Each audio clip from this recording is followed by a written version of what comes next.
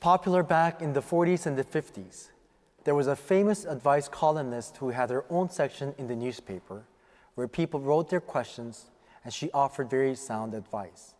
It was called Ask Ann Landers.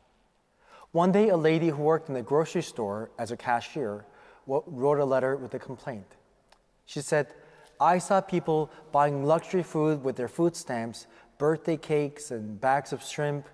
Those who are on a government assistance program should not be buying non-necessities."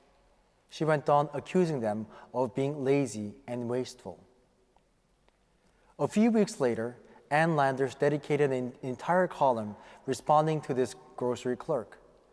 The lady who bought the bag of shrimp wrote, "My husband's plant where he worked for the last 15 years just got shut down, and he was forced into retirement.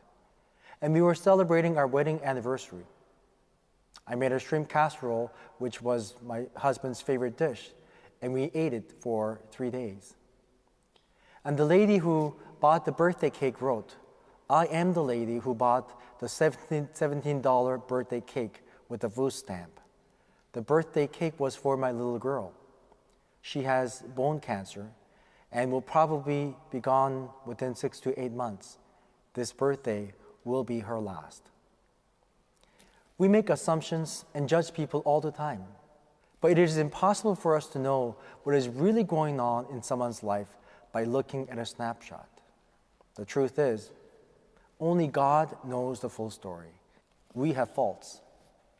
We all do. None of us are perfect. We all sin and we all make mistakes. But what do we do when we make mistakes? Even in the Bible, Adam blamed Eve and Eve blamed the devil. None of them owned up to their own faults. Sound familiar? Nothing blinds us more from our own faults than preoccupation with someone else's faults. It is much easier to ignore our own problems by shifting our focus away from our own and pointing our fingers at someone else.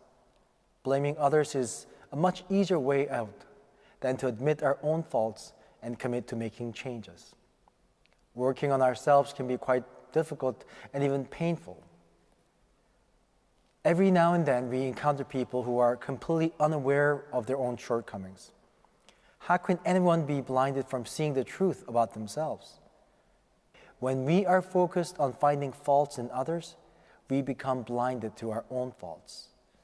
And why do we shift our focus away from seeing the truth about our own weaknesses and failures?